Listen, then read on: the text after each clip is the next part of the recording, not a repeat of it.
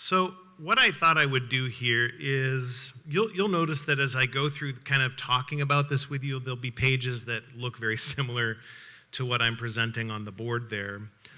I'm not going to read through the whole document with you. I know, as disappointing as that sounds, but I do want to talk about kind of the 30,000-foot view on this document, on this approach. Thank you. Oh, two, but only one at a time.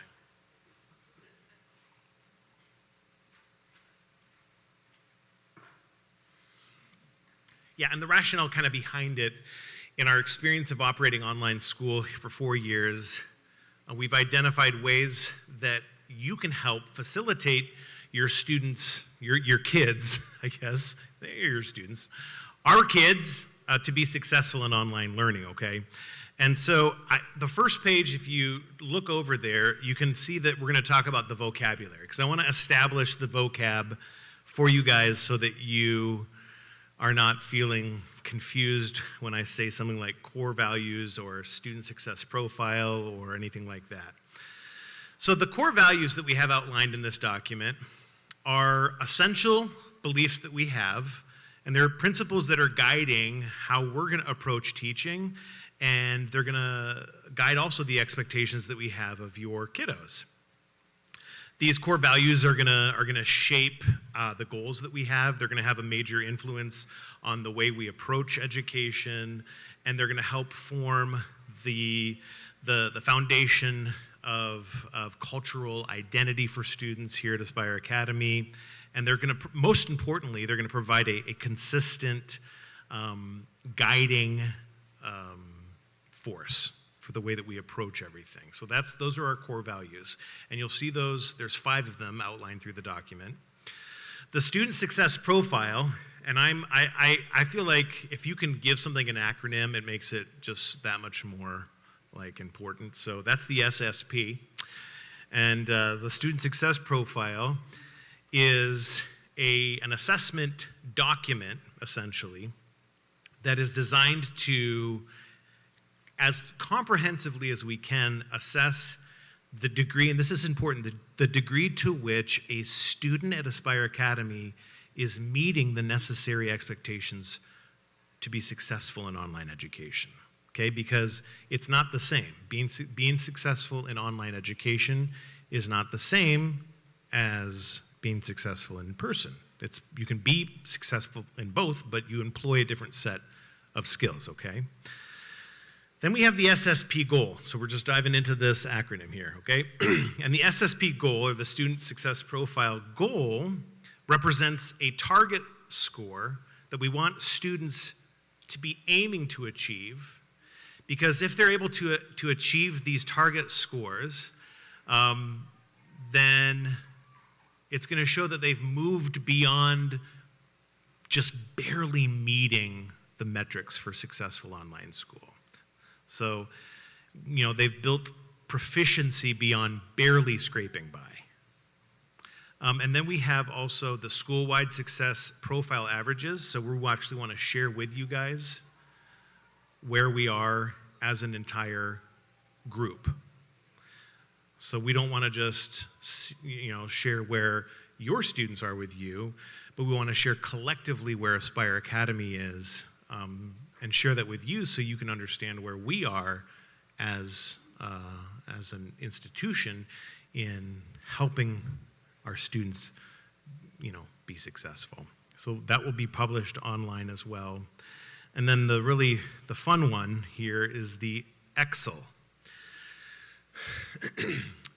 And I promise I didn't go into it wanting to come up with a fancy acronym. I wanted to think of really an important phrase that would encapsulate what we're trying to convey here. And the EXL is the essential competencies for synchronous online learning. So it's very specific. So a specific set of required skills that are needed for a student to be successful. Now that's different than the goal, right? The EXL is like what you need to even be successful in online learning. But that's never the standard we're going to go for, right? The very least possible amount of engagement or whatever it might be to be successful. So that's the EXL, and we'll talk about that hear more as we go through. So, core values. And you'll read through this. And if you look in the back there, I wanted to put it up front here. My faculty talked me out of it, so it got banished to the back. But we have the Cherished Learning banner back there still. Lots of words on that, so you should look at that. But we utilize and lean into that approach for learning. And embedded into that approach, and really everything that we do at Aspire Academy, centers around this idea of trying to foster a Christ-centered education for our students. We're looking, of course, to integrate academic excellence. We think that academic excellence is an expression of what it means to be Christ-centered. Those aren't opposing concepts and ideas, they work together. And our student success profile supports, I think, this by measuring a student's, and this is important, commitment to trying. I talked about this a little last year, but I'm going to say that again. The student success profile is designed to evaluate the extent to which a student is willing to try, which goes along with all of our faculty's approach to having a growth mindset. And to be clear, if we identify that there is a student who is either struggling with trying or frankly knowing what trying looks like, then this profile is designed to help us help them develop those skills. So I'm not going to get too much into that. That could be a different conversation for another day. But it aligns with also, I'm not going to go through it there, but I would encourage you to look through that. We have pamphlets at the registration table on our Cherished Learning approach as well. But all of that is expressed in our core values. The idea of a Christ-centered school, having those Christ-centered objectives, is something that comes out in every aspect of a student's experience at Aspire Academy, and it provides students with not only a comprehensive education that prepares them for the challenges they're going to come into contact with in the world here, but by God's grace, preparing them for something that will last throughout eternity. So let's go through the core values, and then we'll look at what the core values, how they look at when we're actually assessing them on the student success profile. So, engagement and participation. Engagement and participation. You will, if you're in earshot of your child's learning, you will pick up very quickly that we believe in the power of presence. Okay, Aspire Academy is not, it is a live instruction school, okay, but it is a live work school. So your kids are working, and we believe in the power of them being present and engaged.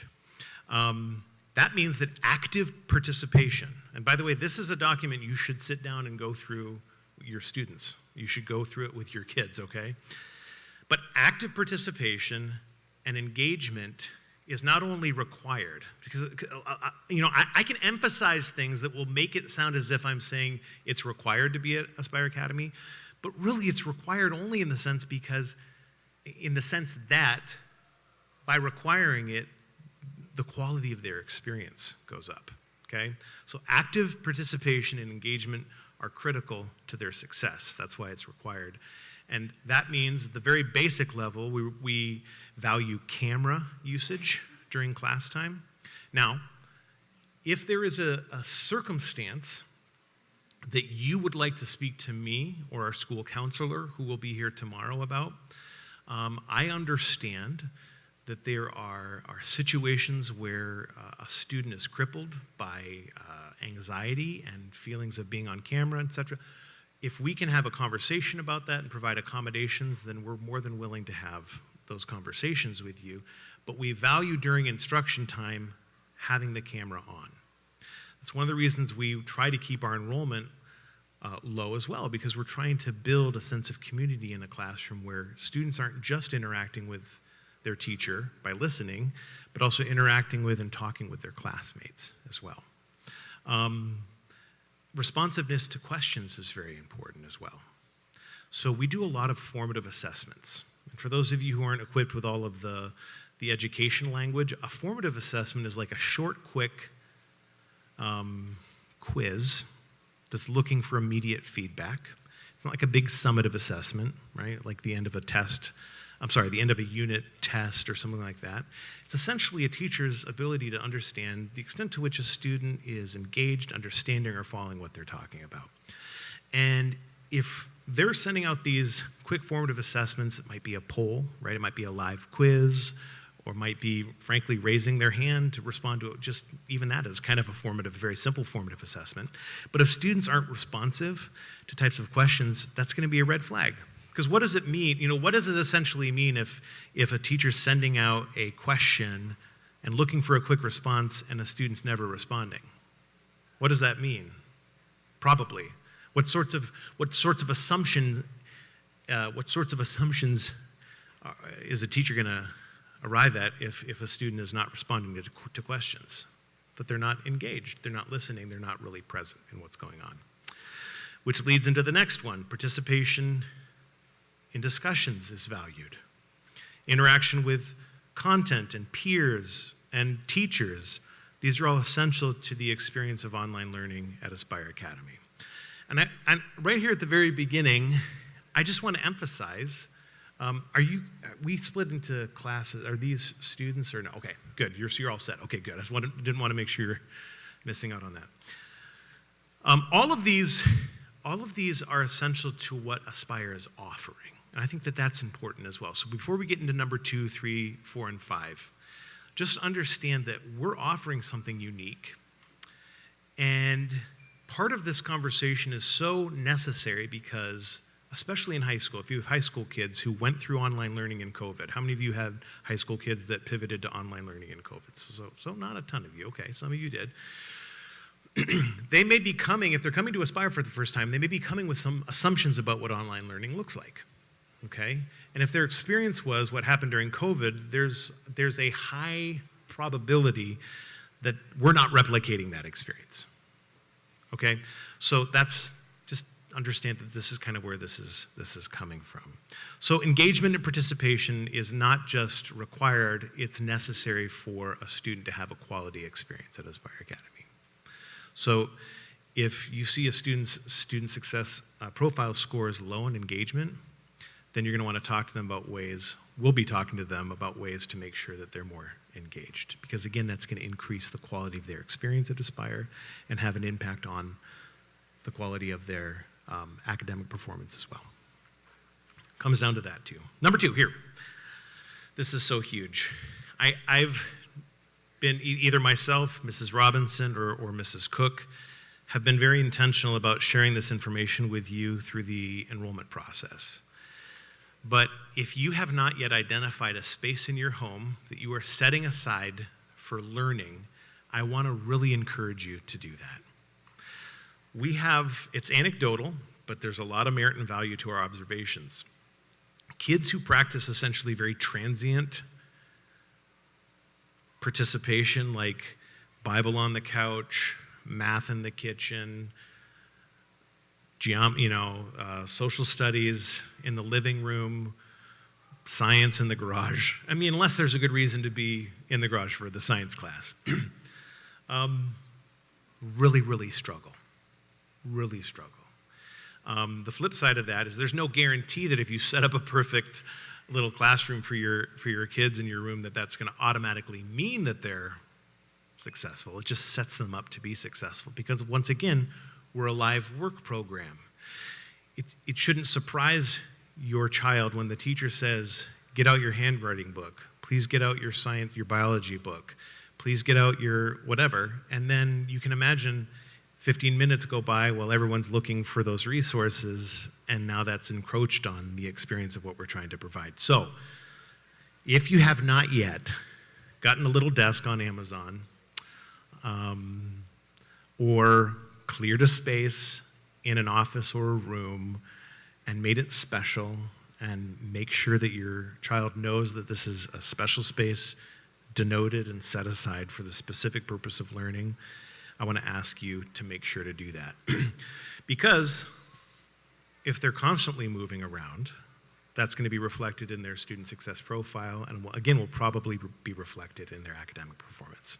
Now, Do you log in sometimes because you're on your way to some other spot and you can't avoid logging on in the car because of circumstances out of your control, or because it's an uncommon thing that just happens? Yeah. I think that's one of the benefits of what Aspire is offering. That can happen occasionally. We do have kids that are traveling and they log in from their hotel room and they don't miss out on their class. That's great. But is that the standard? No, it's the exception. And I know that for even me, our little Zoe has her desk space. She has her markers. It's a mess at the end of the day, but she's got her crayons, her rulers are all right there. Everything's there that she needs. I think last year, the only time that I was really involved directly in what was going on with her during class time is if her printer jammed or something, like that. So you really want to set your kid. That's the other part of this. I'm not sure if this is reflected in number 2, but Aspire is designed to be successful without your input. Okay, so that's not to say you can't participate or that you shouldn't be there to support and help your child. That's fine. What I'm saying is that for it to be successful, it's not requiring you to do that. And so once again, if that's not the requirement, the objective is not, we're going to be here, but really you're doing kind of everything there and we're just overseeing it, then maybe it wouldn't be so important for you to set up a learning environment for your child. But you want that learning environment there because your teachers are the ones overseeing what's happening. They can see live what's happening on your child's Chromebook. They can open up tabs, close tabs right on their device. They can communicate privately with their students on their device too. But if they're not set up in a space that's set aside for learning, that's going to be a huge challenge. Very quickly here, this one's sort of obvious, but maybe not. We just want to make sure that you understand that we're also evaluating digital proficiency. We want our students to master technology, to become better at what they're doing academically. So we don't believe that just using something in the world of that using something in the world of technology makes education better. We want them, and we will incorporate learning how to master technology to be used to its fullest in online learning. And so we're going to expect them to develop a good understanding about how to use digital tools and platforms. We will require them to engage in appropriate digital etiquette and respectful online communication with their peers and their teachers. I taught a class last year at the high school level called Digital Citizenship, where we talked about these types of things. And at the lower grade level, even if they aren't taking a class in it, those expectations are going to be held to as well. One thing, for example, that would be an issue is if your student were to utilize their device to send a bunch of intentionally annoying emails to their classmates instead of doing their work. Innocuous in the world of like in a world that has serious issues and problems. Pretty mild, right? But the point is we want them to also learn that the device that they have is designed primarily, actually exclusively, for education. And for that reason, we do our best to lock down access to games and social media, websites, etc., and really make it clear to them, if they're doing those things, that we're going to reach out and look for support from home to make sure that we are on the same page about that. Anyway, so I think the final thought there is that I will just share is that we think of technology as something that can enable learning, efficiency, and outcomes. It's not a barrier to it. So we're doing everything we can to make sure we're equipping them with tools to help them be successful. Social and emotional well-being. This is maybe a surprising one for us to think about with online learning. It may seem more relevant and in person just because we're with the kids, but we believe in supporting the entire student body and the entire student.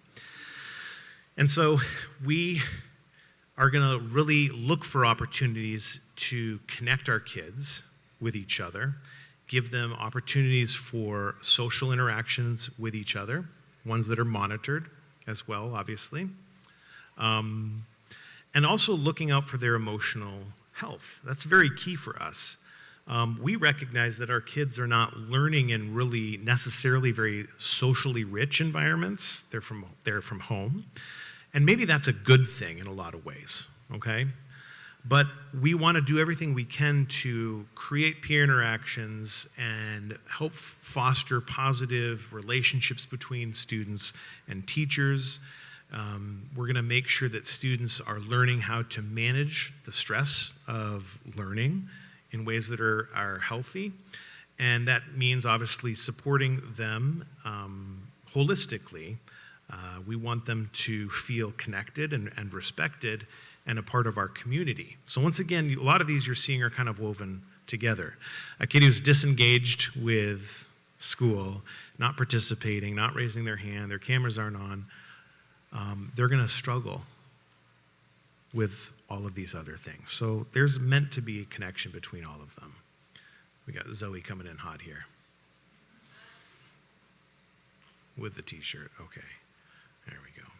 It's my daughter, so I gotta poke a little fun. So the last one here, personal growth and development. So we are looking to always do what we can to inspire continuous improvement and really self-directed learning. And this is where I think the big difference is between in-person schooling and online schooling. And this is something that's felt very acutely by all of our teachers, because every one of our, well, that's not true. No, that is true. Sorry, I'm like going through the list here. Every one of our teachers has taught in a brick and mortar setting. And they can feel the tension that exists when they see a kid who is just not engaged or trying in the way that they should. Because when you're in person with that kid, you can walk over to them and crouch down by their desk and say, hey, what's up? And they can say, I didn't eat breakfast, or whatever it might be. So those types of interactions are more difficult to replicate online, which is why it's important that you talk to your kids about developing those skills that are necessary to be independently successful. And the great thing about really being intentional, because we're going to do this and we invite you to do this along with us, but to be really intentional about training our young people on how to make a plan, how to accomplish a task, is a skill that will generalize into their life in a really meaningful and important way. That's not just a skill that's valuable for being successful in school. Knowing how to deal with something that's challenging when it comes up, or how to make a plan, or what to do next, etc., is really, really important. And in online learning, self-directed learning is important as well, because I mean, you can't force a kid to do their math in person. I mean, you can do a lot. But if a student wants to disengage during math class, if they've made that decision, they can be, I should say this more quiet, they could be successful in doing that. Okay, and if that goes on too long, then we're going to have to find a way to find a solution to that.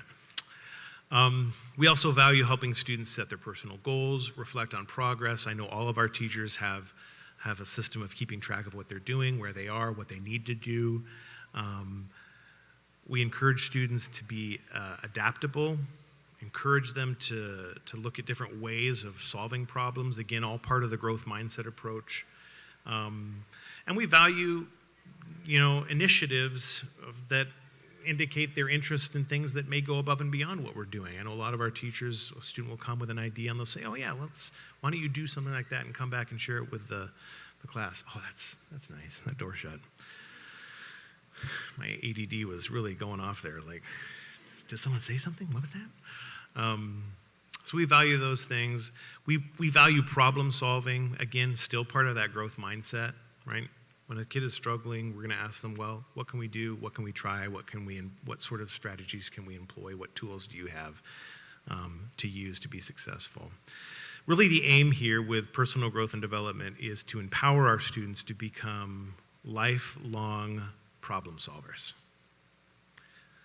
That's That's what we want them, that's a skill we want them to walk away with, because that will serve them outside of school. So I think we may be skipping over a couple pages. If you find the logo of the check mark on there, that's where we're going to look right now. Because you may be wondering, okay, so we have these 5 values, we have these 5 core values, how are they assessed? I'll take a quick peek here. I've got great news for you, by the way. It says this goes till 5.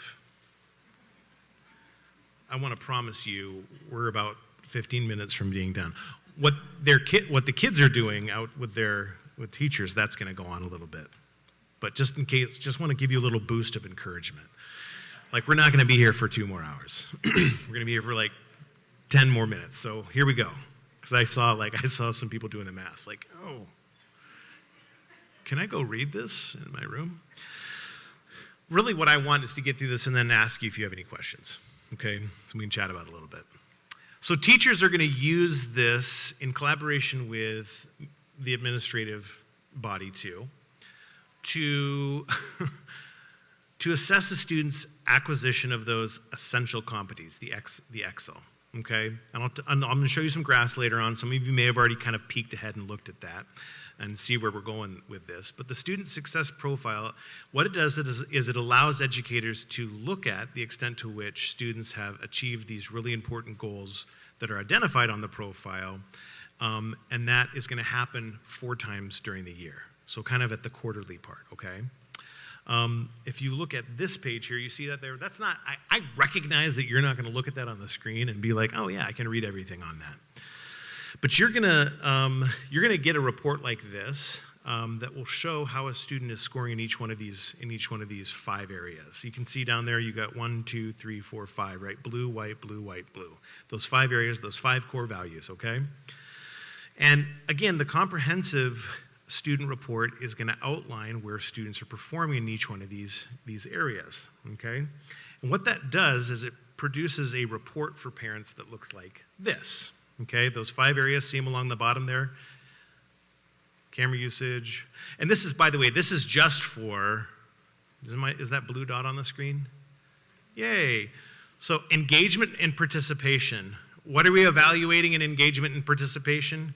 Camera usage, question response, active learning presence, content interaction, and then the total score, okay? So what you can see here is this student, the red line right here, is their SSP goal. So even though they're reaching the EXL, which is the essential competencies for I like how I don't even know the name of my own acronym here. Essential competence for synchronous online learning. So they're meeting them with, see? So there's this expectation here, and then they scored, they met it. But they're still below, right? They're still below the goal, right? So what does that mean is it means that even though the student here is equal to their EXL, their student score, they're still well below the actual student success goal.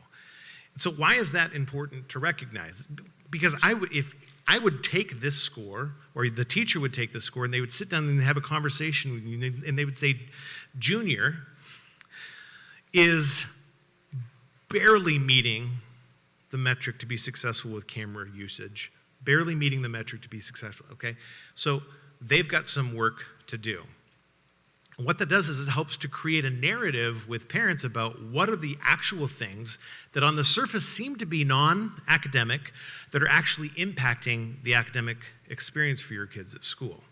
Because if a kid's camera is constantly off, if a kid is never answering questions, if a student is not actively involved in the learning process, if a student is not interacting with their assignments, which we're able to see by looking at our LMS, then what's their academic performance look like?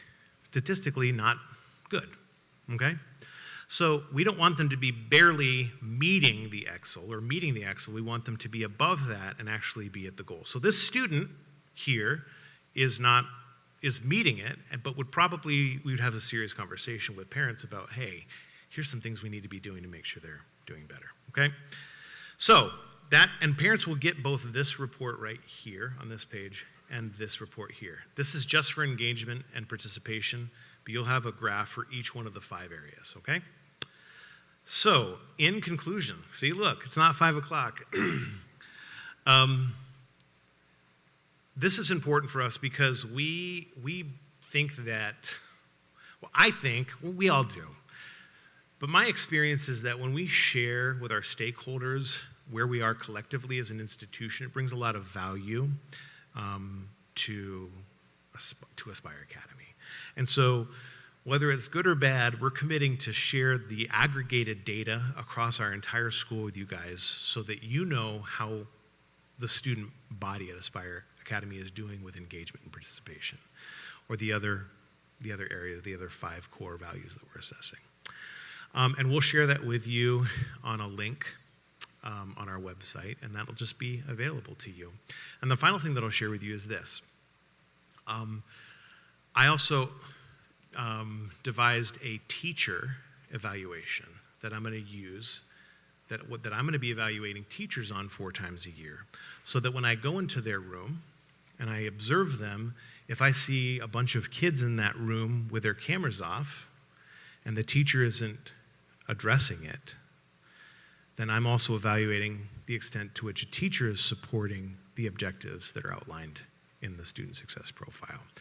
Or if I see them not doing something in another one of the core value areas. So I want you to know that there is a system to also evaluate how teachers are looking at supporting students and being successful. And I share that with you only to identify that teachers aren't just going to be looking at this and administering cold justice to your kids on the student success profile.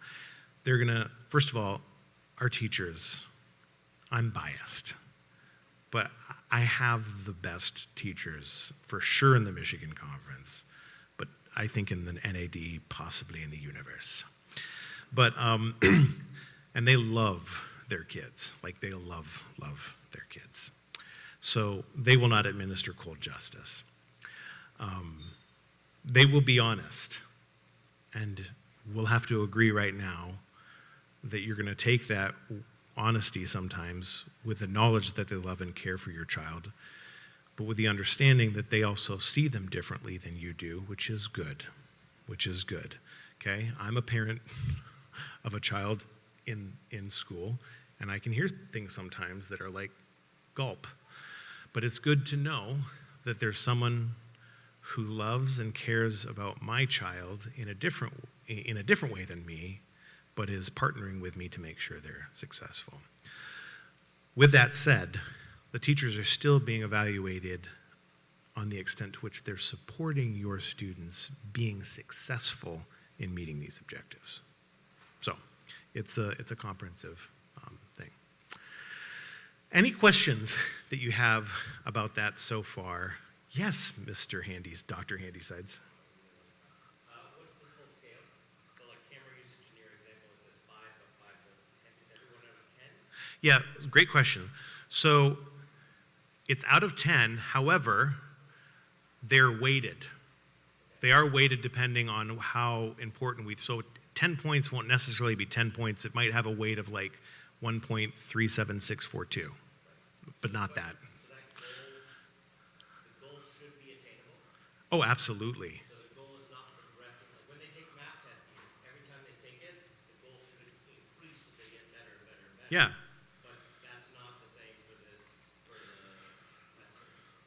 No, you're gonna, I would say this, if you have a child that scores low on their student success profile, you're gonna have a parent-teacher conference with the teacher, and you're gonna talk about strategies to help your child do better. And so the goal would be for them to increase. You might have a kid that comes in absolutely with no issues, and that's fantastic. But again, we're going to look at a kid who's doing well and still find ways to enrich their experience and make sure they're continuing to be successful. But again, at the beginning of this, I admitted to you this is not an academic assessment, right? We're assessing the components that are important to Aspire Academy and our philosophy of education that support their academic performance. And in a sense, what that allows us to do at a parent-teacher conference is to say, so-and-so got a D in this class this year. And then in saying, well, so it's because they did bad on this test and this test and this test, then we can look and see how that correlates to their student success profile. We can start to see, well, so they got a D, they did poorly, but actually it looks like they've been really disengaged. It looks like they've not been interacting with their materials. It looks like so let's see if we can address those issues and see if they don't support a student being more effective in their academic pursuits. Yeah.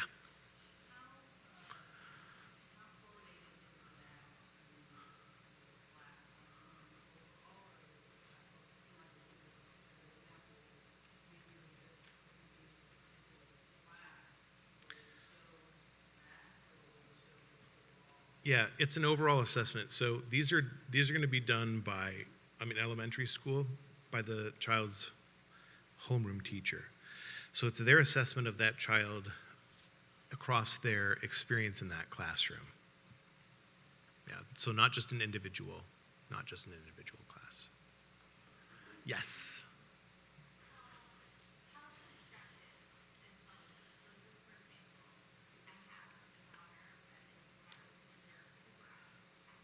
Mm-hmm.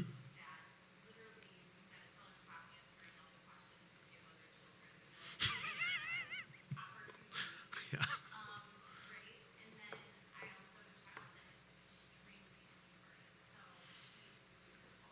Sure.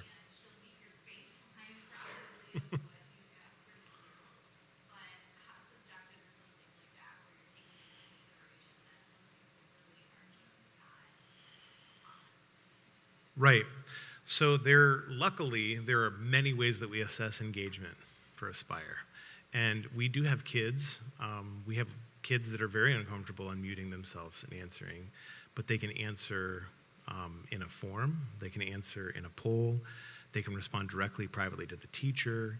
So what we try to do is understand how a student is comfortable responding and interacting in class and ask them to do that. The issue comes, though, when a student, typically what happens, the approach is the students may be disengaged, so we reach out, we say, hey, is there a way that they would feel more comfortable engaging? And we try that. And then if we're just not finding a way to be successful with that is really where there's an issue. So we're not looking at engagement, since you use that example, in one way. It's nuanced. So if we have a student that has agreed to, and I'm not joking, has agreed to have their camera on, but only visible from here up, right? Because they have serious anxiety about being online. That's fine. But we're going to hold them to that standard, okay? If it's here up and they're not visible, then that's an issue. But they're not graded less than the person who has their whole face on camera. If they agree to the accommodation and they're doing what we agreed on, then that's it. Because you're absolutely right. Not everyone is going to unmute themselves and answer a question. They may be more happy to put that into a text or something like that. But our teachers are going to look for ways to differentiate and accommodate kids who are comfortable doing things in different ways. Yeah. Yes.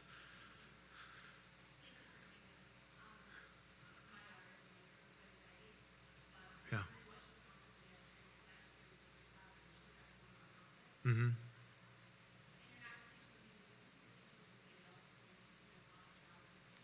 Yeah.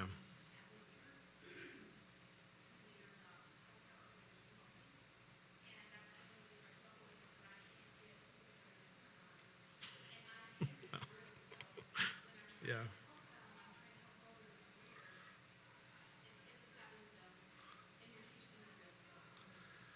Yeah, it's very interesting. Our faculty will do professional developments with they'll come in and they'll do a training for us. And a lot of times the people who are doing the professional development at the end will say something like, I can't believe your faculty kept their cameras on the whole time. So we follow our own rules too. But to your point, there's a weird standard out there with online meetings that you don't have to, that you can just, I don't know.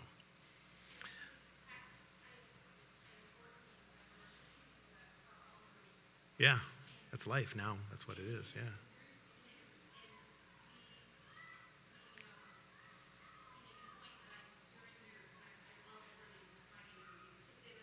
Oh, good, phew.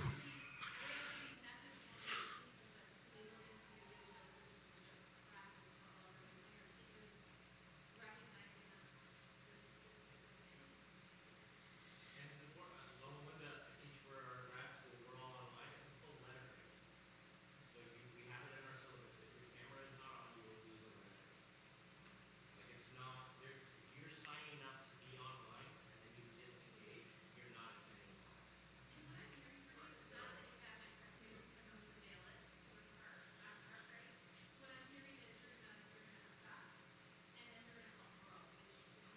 Which is perfect as an elementary level. Like this is fantastic. By the time they get to graduate school or then the expectation is you're an adult, you should know to turn your camera on. That's why this is amazing.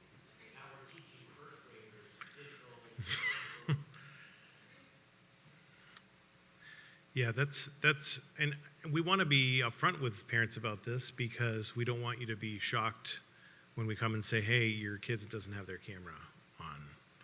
And we admit that having your camera on doesn't mean that they're going to be the next Einstein. We're not saying that it's cyclical, causal. But they're part of a community of people that 99% of them do have them on. And so I think it says a lot. Maybe even unintentional information is passed along if you're not participating like other people in the class. So,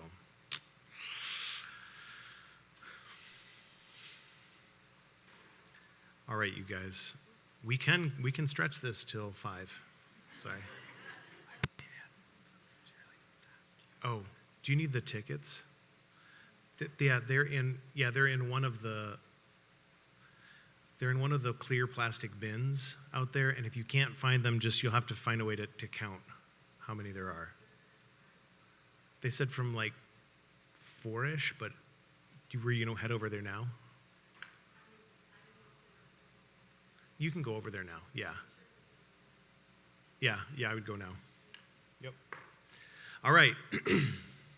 Thanks. Tomorrow, we're really excited to be continuing our working relationship with Mindy Salyers, who is a school counselor, who is going to help also with any questions that you may have tomorrow about ways that she can support your students being successful in school. I don't want to take away from what she's going to share with you, but we're looking for ways to really fundamentally help your kids be successful. And we're recognizing that the format of online learning is unique anyway. Just as a category, it's a unique thing. But I was looking at the requirements for graduation from a Michigan high school now require a student to take an online class. That's one of the requirements now. So you cannot graduate with a diploma from Michigan without having taken an online class. So that does show you the direction we're going. Luckily at Aspire we have that one is taken care of. But like my master's that I'm doing right now in leadership, 100% online. And the same thing. I took a class this summer. It was 3 hours a day for 6 weeks, and it was the same thing. If my camera wasn't on, it was like 12% of the grade just for having your camera on and being there. And the crazy thing is, this is a good transition here into our next thing that's going to take us all the way to 5 o'clock. Just kidding. Is that it was in the syllabus. And there were several kids that I know didn't pass that class that year. And that teacher, by the way, and I don't know what Dr. Handysides does with his graduate or doctoral level students, but they didn't say anything. At that level, if they just didn't have it on, then they didn't get the points. We're going to say something, okay?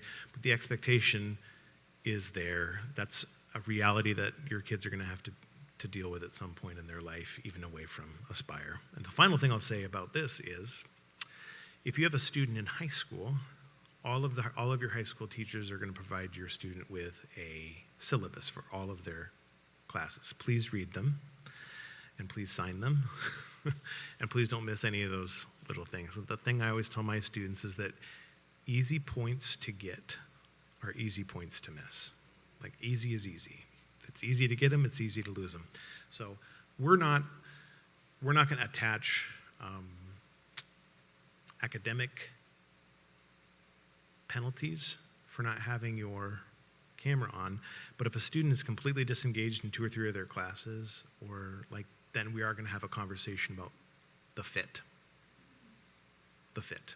Like, we love you, but you can be served better somewhere else. And that's a hard conversation to have, and it's maybe even a unique conversation within the world of Adventist education where sometimes the ideology is we're just taking and we're going to keep no matter what. But we want to serve families to be successful, and if they're not successful in online learning, we're going to help them find a place that is. So that was not supposed to sound like a threat, but if I said it like this, maybe, if they don't like it here, I don't know, maybe they go away. Yeah, I'm not involved in the mafia at all. All right, if there's other questions that you guys have for me, please feel free to come up and ask. Do you have a... Oh, excellent. And Mr. Coles is here also if you have questions pertaining to technology, knowing how to get logged into Jupyter, et cetera, or anything else, that's fine as well. If you want to wander around and find what your kids are doing and embarrass them by taking pictures, Mom, that's cool too. But please take some time to go through this. We don't want you to be blindsided by introducing this. The other thing is that I wrote the program for Aspire Academy. So my hope is that it is a fair representation, that it is equitable in the way that it assesses people, that it is not overly subjective. It hasn't been normed. It's not like a national test to try to norm out some of the subjective assessments that happen, but it is going to be used to support people to be more successful, not to find ways to catch them. This is meant to identify ways we can support and help your kids be successful. All right. Well, thank you, guys. It is not 5. Thank you. Oh, wow. Thank you. Yeah. And Mr. Coles is back there if you have any questions for him related to technology.